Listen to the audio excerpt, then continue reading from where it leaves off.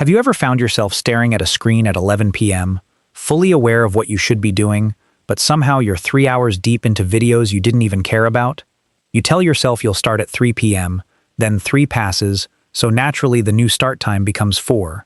Before you know it, the day is gone, replaced by that familiar heavy pit in your stomach, a mix of guilt, regret, and anxiety. If you've been living through this cycle for years, let's trace how you actually got here. Because despite what everyone tells you, procrastination isn't laziness. It's an emotional survival tactic your brain learned to protect you from stress. Think about the last time a big deadline was looming. You didn't see a simple task. You saw a mountain.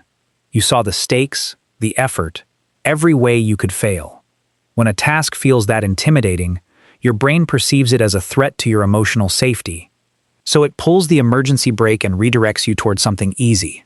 Scrolling, cleaning your desk, checking email. It feels like relief in the moment, but it's a trap. You're trading long-term peace for 5 minutes of short-term comfort. Here's an example. Say you need to write a report. Not a small one, a big one that could impact your career. In your head, you're not writing a report, you're writing your entire future. Every sentence feels weighted, so you open the document, stare at the blinking cursor, and within 30 seconds you're on your phone checking notifications. The solution isn't to force yourself to write the whole thing. You have to shrink the task until it's invisible to your brain's threat detector. Your goal isn't to write the report. Your goal is to write one ugly sentence. That's it. One sentence that doesn't even have to be good. Once the flywheel turns, momentum takes over. That initial friction simply vanishes. Of course, the mountain isn't the only trap. Sometimes procrastination wears a mask that looks like productivity. You decide to start a new project, but first you need to research for 3 weeks, organize every folder, buy new software, redesign your workspace. It feels like work, but deep down, it's hiding. You're postponing the moment your idea meets reality, because as long as the idea stays in your head, it stays perfect. Here's an example. Someone wants to start a YouTube channel. They spend months watching tutorials, buying equipment, planning the perfect first video. But they never record a single frame. The channel exists perfectly in their head. The moment they hit record, it could be imperfect. And that possibility is terrifying. The solution is to change your metric of success. Perfection cannot be the barrier to entry. Your only goal at the start is to create something rough and real. A bad draft can be fixed. A messy video can be improved. But a perfect idea trapped in your head doesn't exist. Give yourself permission to make something ugly on the first try.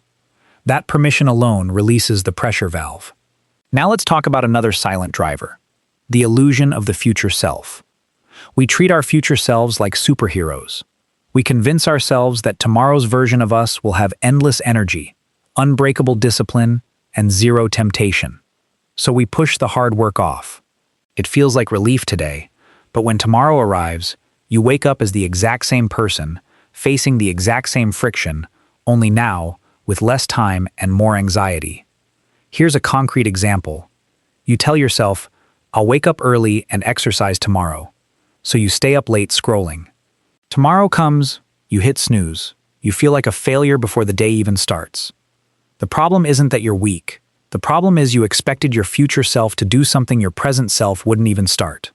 The solution is to stop treating your future self as a separate person. Every choice you make right now is a choice your future self has to live with. If you want tomorrow to be different, you have to make today slightly different. Set out your workout clothes tonight. Put your phone in another room. Remove the micro-decisions so your future self doesn't have to fight the same battle at 6 a.m. You're not just doing yourself a favor now. You're rescuing your future self from unnecessary stress. Beyond environment and mindset, there's a deeper layer we rarely talk about. The emotional burden of self-criticism. Notice what happens after you waste half the day. You don't just feel bad about the lost time. You start beating yourself up. You tell yourself you lack discipline, that you're falling behind, that you'll never get it together. Here's the irony. That self-criticism generates even more negative emotion, which makes the task feel heavier, which makes you seek more distraction, which fuels more procrastination. Harsh self-judgment doesn't fix the cycle. It's the gasoline. Let me give you a real example. You procrastinate for 3 hours. At 4 p.m., you finally sit down to work. But instead of starting, you spend 20 minutes mentally punishing yourself for wasting the morning. By 4:20, you feel so defeated that you open social media again to escape the feeling. The shame circle is complete. The solution is to break the shame cycle first. When you notice you've drifted, don't add guilt on top of it. Just say, "Okay, I drifted. I'm back now." That's it. No lecture. No punishment. When you forgive yourself for the wasted hours, you strip away the secondary stress that keeps you stuck. It becomes exponentially easier to step back into the work. Progress doesn't require a flawless track record. It just requires you to stop adding shame to the delay. Ultimately, defeating procrastination isn't about transforming into a hyper-disciplined machine overnight. It's about building a better relationship with your own mind, understanding its triggers, lowering its fears, creating simple systems that make starting feel effortless.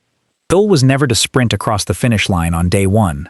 The goal is to make starting so low stakes, so approachable, so free of judgment, that doing the work becomes easier than avoiding it. And the moment you stop fighting yourself and start working with yourself, that's when everything changes. If this changed how you see procrastination, subscribe for more psychology content that helps you understand yourself.